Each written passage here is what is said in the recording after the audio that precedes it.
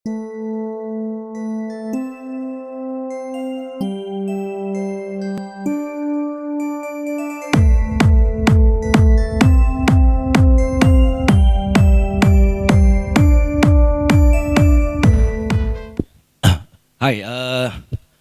Sawadee Krap. Good afternoon. My name is Alvin Lee. I come from Singapore. If you see, there's some sandcastle about the temple and all that that's done by me and the children. Okay, I am 58 years old. This story I want to tell about is about 20 years. So I am told that I have to put 20 years in 15 minutes. So I also spent Friday and Saturday talking to many of the Chiangmai people, and I thought I'll just put it over here. I apologize, I come from Singapore. If I speak too fast, please raise your hand so I'll slow down. Is that okay? Okay. Few things I wanted to start here is, before I forget, this is always the end. The purpose of education is to serve others. This is the part that I like to think a lot. It doesn't matter what education, what experience, whatever we do, it's end of the day to serve somebody else more than just myself. Is that okay so far? So the sumo wrestling, the thing that fly, the thing that runs is quite fun. But end of the day, it must serve somebody else other than just our own self. The next one is, it's okay to be crazy, but it's not okay to be stupid. I tell you what is crazy. Crazy is Singapore flight to Chiang Mai for $10 under Air Asia. Yeah, it's crazy. All those things that you do down there, probably your friends think that you are very crazy, right? So I like to share with you, it's okay to be crazy. The whole world out there is quite crazy now. So be okay to be crazy, but just not stupid lah. There's a thin fine line between crazy and stupid. After I'll explain to you the difference. The next one is always start with the why. The what and the how will come later. The reason is because I cannot explain many things why I like sandcastle. Why I spend 20 years doing just one thing alone. I cannot explain. But one thing I do know, I'm enjoying it, so it doesn't matter. Whether you like fabric, you like drones, you like this, you like, it doesn't matter. So long as you like, you may not find the why. But never mind, the why will find you one day. I will explain later. Next one is called, my weakness is my greatest strength. I don't know toy, I don't know plastic. I come from a place which is very hot. I come from a place where everybody just want to, very stressful. And I want to go and spend time with, on the beach with my children. My weakness is my greatest strength because I don't know a lot of things. I will tell you why during the story later. So a lot of times, I don't care what strength or what weaknesses you have. I go on to your weakness first. I want to show to you later on, if I can prove, your weakness is your greatest strength. Singapore have no resource. Singapore have no great mountains. Singapore have no great river. Singapore don't even have enough babies. We have to import babies. But because we don't have a lot of things, that's why we are so heart-driven.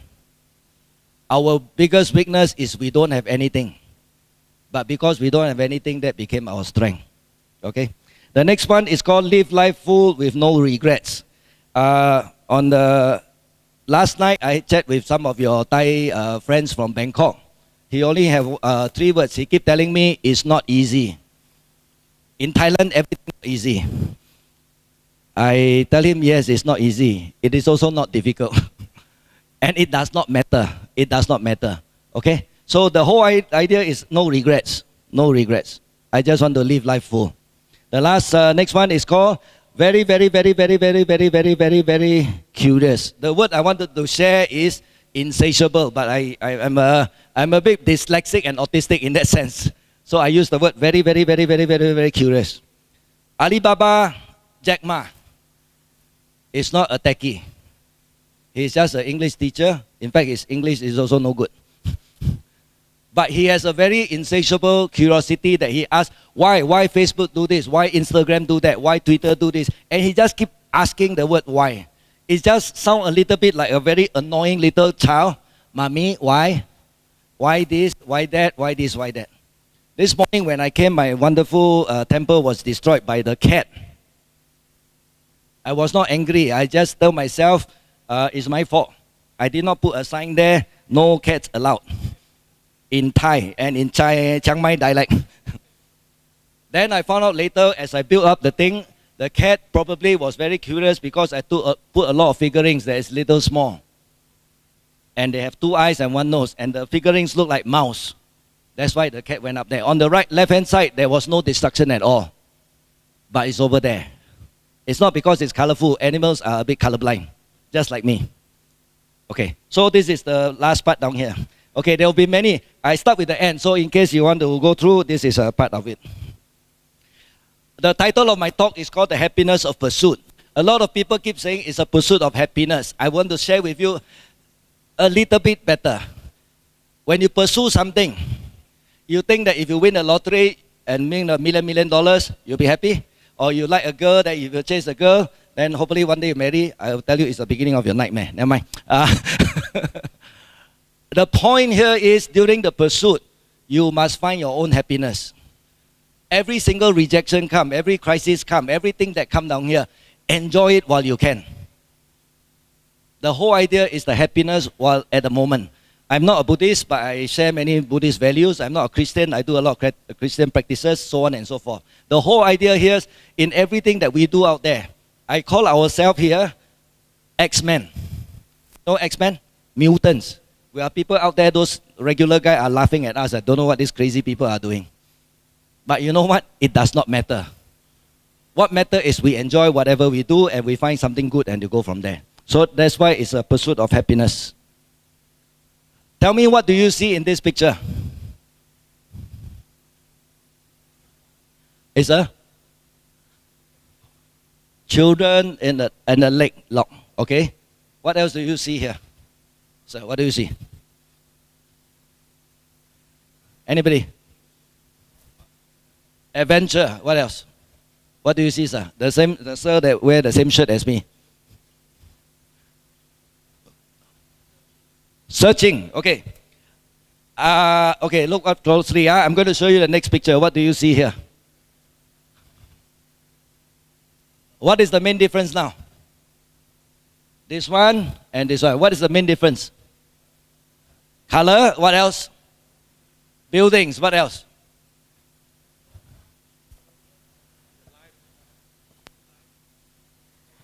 Oh, got dinosaur inside. Yeah, got.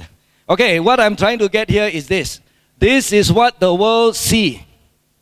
This is what I saw.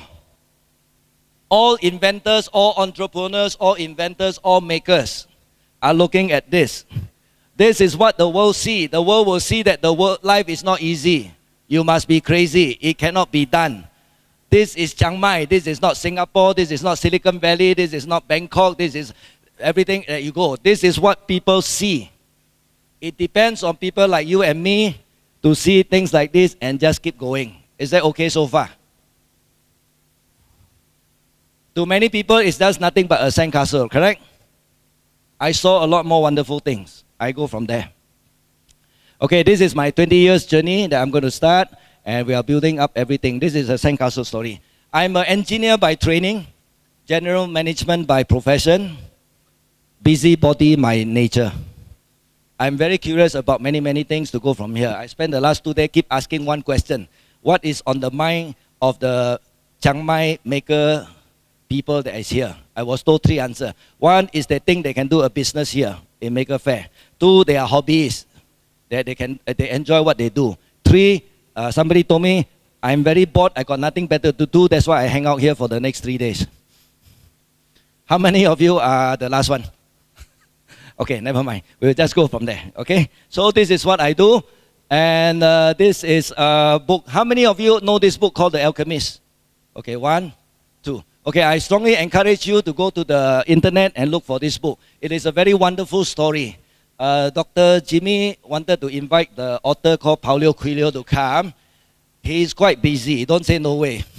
Just, you can be crazy but not stupid. But so anyway, he's quite busy, so Alvin Lee is here. I'm going to share you a similar story. It's about a boy in the middle of Spain. He was 14 years old. He looked after the goats in the middle of Spain on the mountain.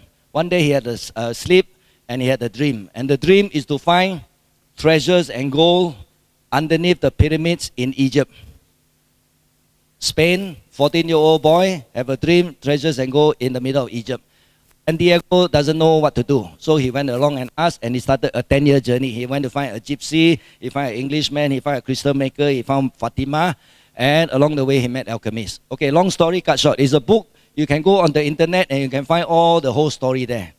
At the end of the day, he came to the 10 years later, underneath the pyramid, as he was going down to the pyramid to look for his treasures and gold, the Egyptian thieves and robbers came and robbed him empty. And as they went away, they found out that Santiago speak with a different accent. They asked him, where you come from? He said, I come from Spain. He asked him, what are you doing here in the middle of Egypt? Oh, when I was a boy, I had the dream that I can find treasures and gold. The thieves and the robbers smacked his head. Stupid boy, foolish dream, no such thing. And they went away. As they went away, they looked at Santiago again. By the way, in Egypt, we also have a dream. And the dream is to be able to find treasures and gold underneath the palm tree in the middle of Spain. The robbers laughed and went away. Santiago get enlightened. He wake up. He quickly make all the way back to his palm tree in the middle of Spain. Underneath the Spain palm tree, he found his treasures and gold. Paulo Coelho wrote this book about 20 years ago to tell us our fears, our dreams, our hopes, and everything we live for was when we were in the little boy. And we spent our entire life just looking for that little boy.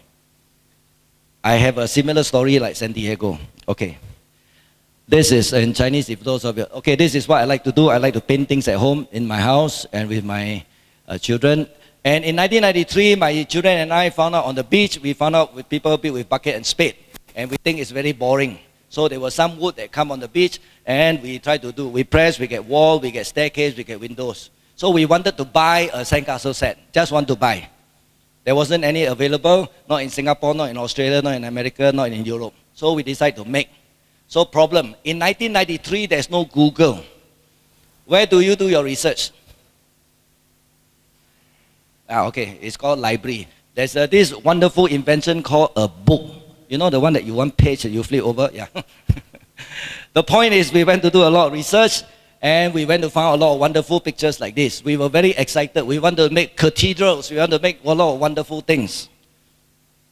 This is the mother of all castles. The mother of all castles. So all the castles, the noise one side. We want to have our dream like that. So I converted my kitchen into a workshop. And we built a total of 150 prototypes. Like PVC pipe, we do all this welding over here. We take the PVC pipe, we make flat, we press into the sand. We take plywood. We have cones like this that I handcrafted everything from there in my kitchen. And the betterment like this over here. What I'm holding here is 20 years old or more. And of course, we do things like this. All from my house. And I got no software, no nothing. I use every single line that I draw out of Microsoft Word. Microsoft Word, just line by line I draw. I know AutoCAD is available, but the machine is too slow for me. I draw it faster on the machine. So we did all these things down here. 150 prototype on the beach. Every Saturday, Sunday, we go there and practice them. This is my son in Australia, in Byron Bay, 1 hour north of Sydney. This is East Coast, Sentosa, and East Coast. And this is in Malaysia, up very north down there. I also went to Koh Samui. Koh Samui, I also built down there just to try out all the sand. Uppermost in our mind was this. Wouldn't it be great if all the children in the world can build sandcastles just like that? Wouldn't that be great? Okay, you're not excited, never mind. Okay, anyway, it's exciting for us. So we dream. My son, my niece, my 3 nephews, my brother, my sister-in-law, every Saturday, Sunday on the beach, we would have been excited to do R&D. One Sunday night after dinner, the 5 of the children and me, we wrote a business plan. 4-year-old, 8-year-old, 10, 11, 12, together with me, we wrote a business plan. And the business plan is to be the Lego of sandcastle toys. And of course, everybody tell us it's crazy, right? 4-year-old write business plan. I take the plan, I went all over Singapore. 25 rejection. In Singapore, the first question Singaporean ask will be, do you have qualification to design a toy? I left 1 minute. 1 minute. That's all. 15 minutes up already. Okay. Okay, I tell you what. Never mind. Okay, I move forward. Can you ask Pui? I was asking for extension. Yeah, that's all. Okay, so rejection, after rejection, so I went up to America. A company took out $1.5 million, invested into the product, and this is the product that come. I own the patent, I licensed it to the Americans. I get paid a lot of money. I didn't have to work for 3 to 4 years. And after that, we launched it at the New York Toy Fair, the world's largest toy fair, and we went from there. 1 year later, this product I'm holding in my hand won the Toy Award of the Year. It's a good time for you to clap your hands. Okay, then we went from there. This is New York Toy Fair, and this is a part 2. I do it. After that, I went to do all this. Okay? I am trying to tell you it's not about the sandcastle. I just keep going. I do things like this, moments like this to go from there. This is 20 years in 5 seconds. And these are just some of my customers. Every year, 100 to 150 times on the beach, customer pay me money, we do team building. Tuesday, I was in Bali with the Shell. So a lot of things to go from there. Okay. This is Hong Kong, this is Brunei, this is Mauritius and Penang. And these are all my licensees. This is the President of Singapore, Dr. Tony Tan, and the things from there. And we do a lot of programs and training to go from there. And every Saturday, Sunday in Singapore, I own the castle sitting on the beach, free of charge. We promote people to come and build sandcastle from there. And if you are in Singapore, please come down and see us. I'm also looking for Chiang Mai or Bangkok or anywhere in Thailand to be a partner. After this, talk to me outside down there. Okay, we help out all the poor people, all the special people. This is a tribute to my crew. Okay. I started in 1993 and come all the way here. My point here is this. Every single item that you do down there is a seed. It's a little seed that tomorrow grow into a small plant, a small tree, a small from there. If not for me doing this crazy thing over here, I would not have gone so far. So my idea here is if anybody laugh at you that such a stupid thing or such a silly thing, I will tell you this. A lot of my engineer friends tell me, I got engineering degree, I got MBA, I'm the general manager of a big factory, why you do such a thing? I want to remind them, do you know how much of my engineering knowledge went inside here? Do you know how much of my MBA went inside here so that I convinced the American to take out $1.5 million to come out from this? So my point here is this. It's not about what you know. It's not about what degree or what diploma you have or don't have. It's what do you do with what you have that makes the difference, correct? It's not about idea. It's how we go. Okay, I got 30 seconds before you start to pull me off the stage. Okay, last one, happiness of pursuit. Now, the lesson down here is not about sandcastle, it's not about this. It's about the journey, not the destination. I did not start out building sandcastle because I want to be rich and famous. All I wanted to know is, will this product sell in America? That's all I want to ask. Will this product do so on and so forth? It's about a question. Next one is the outsider on the fringe factor. I don't know plastic, I don't know factory, I don't know America, I do not know business, I do not know many things. You know what? That's probably the reason why I succeeded. Because nobody tell me I cannot. Nobody say I'm crazy, or everybody say I'm crazy, but I didn't care. Why not? Why not? Why not? And I just keep on going. The last one, thinking is important, doing is everything.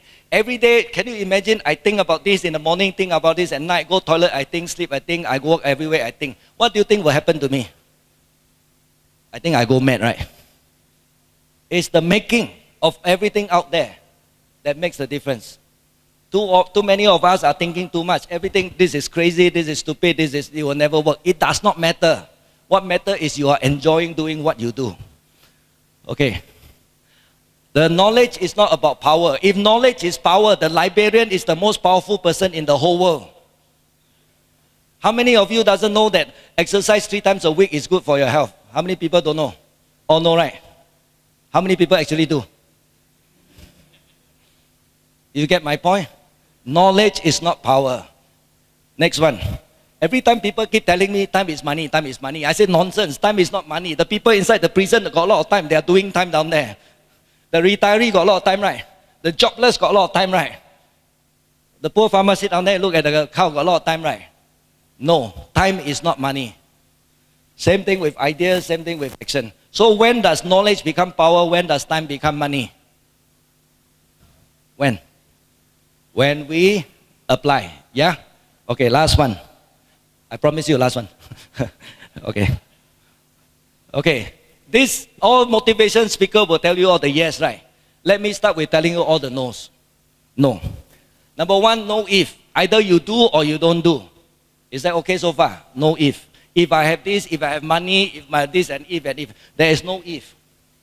Next one, there's no try. Either you do or you do not. Okay?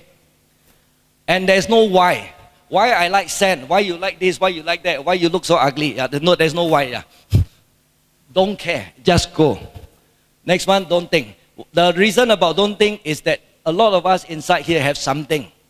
You cannot explain ROI. You cannot explain logic. You cannot explain why I give up my job just to do those things.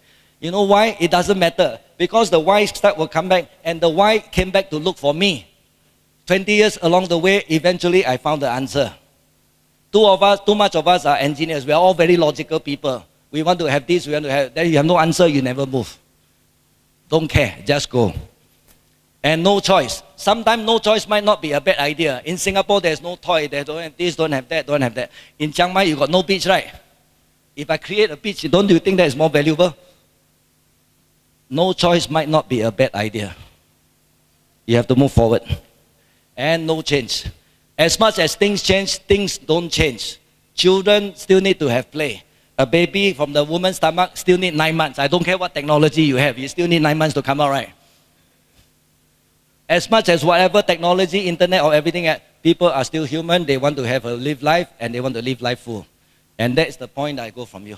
Thank you very much before I get kicked out down there. Sawadee krap.